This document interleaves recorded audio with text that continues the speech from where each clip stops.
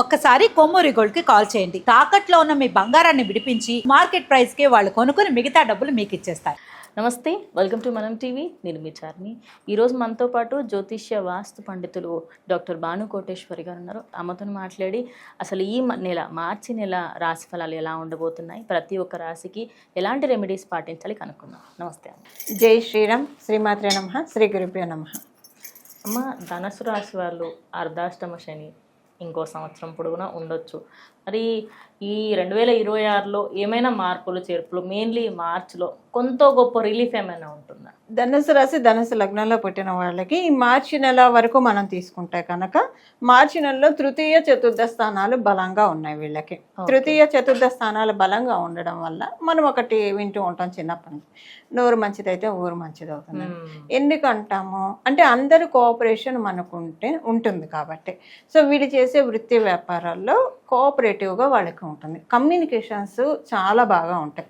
So ఇన్నాళ్ళు ఏంటంటే వీళ్ళకి రాహు కూడా తృతీయ స్థానంలో ఉండడం వల్ల ఆయనకి స్వక్షేత్రమే అయినా సరే ఈ గురు రాశులకి రాహు పూర్తిగా మంచి ఫలితాలను ఇవ్వడు కాబట్టి వీళ్ళు మాట్లాడింది ప్రతిదీ కూడా ఎగ్జాలరేట్ చేయడము, అసలు ఎవరితో మాట్లాడకుండా ఉంటే బెస్ట్ ఏమో అన్నంత ఇది వాళ్ళు చూశారు. 1 year నుంచి వాళ్ళు చూస్తూ ఉన్నారు.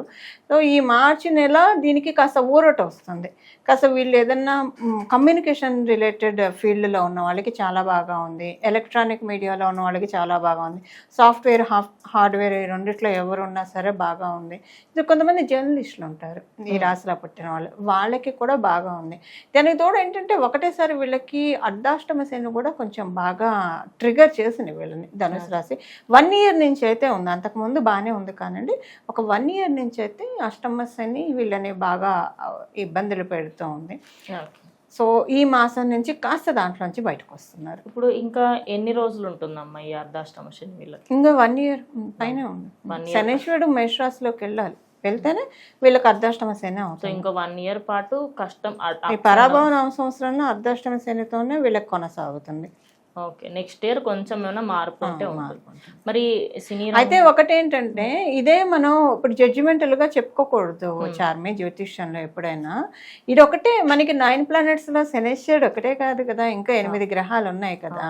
ఇప్పుడు గురు భగవానుడు రేపు జూలైలో కర్కాటక రాశిలోకి వస్తాడు. కర్కాటక రాశిలో అసలు ఆయన రావడం అనేది ధనుసు రాశి వాళ్ళకి పెద్ద వరం, ఆ ధనయోగాన్ని ఇస్తుంది తెలుసా, చాలా మంచి ఫలితాన్ని ఇస్తుంది. అందుకని వీళ్ళకి ఇప్పుడు ఒక పాయింట్ చెప్పాలి, ఈ పరాభవ నామ సంవత్సరంలో ఏలినాడు శనిలో ఉన్న వాళ్ళకి, అష్టమ శనిలో ఉన్న వాళ్ళకి, అర్ధాష్టమ శనిలో ఉన్న వాళ్ళకి, కంటక శనిలో ఉన్న వాళ్ళకి వీళ్ళందరికీ కూడా గ్రేట్ రిలాక్సేషన్ ఒక 1 year పాటు ఉంటుంది. జీవకారకుడైన గురు భగవానుడు శనీశ్వరుడు మీద నవమ దృష్టి పెట్టడం వల్ల ఆపుతాడు ఆయన. పాప అంత ఇవ్వకు, పిల్లలు వాళ్ళు కాస్త వదిలేసే వాళ్ళని.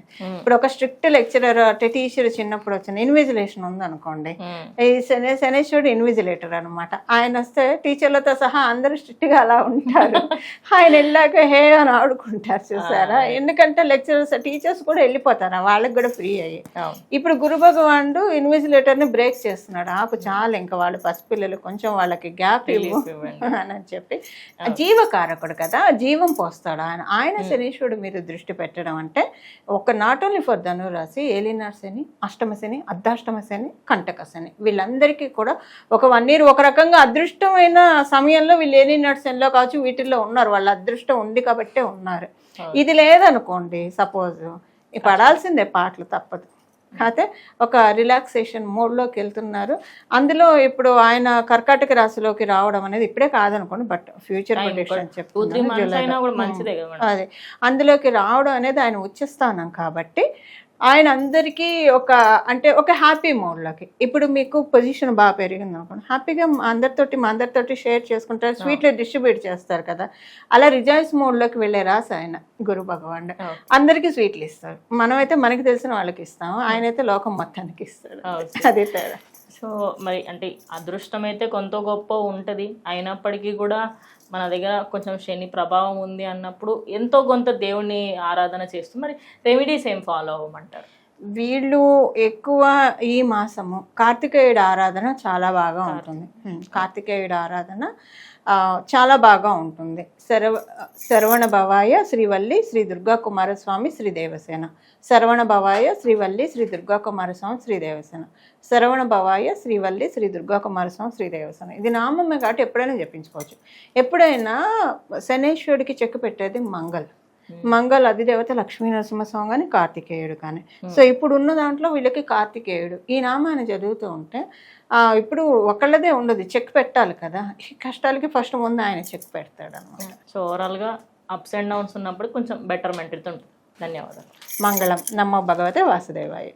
సో చూసారు కదా, ఇది వాటి వీడియో. స్టే ట్యూన్ టు మనం టీవీ.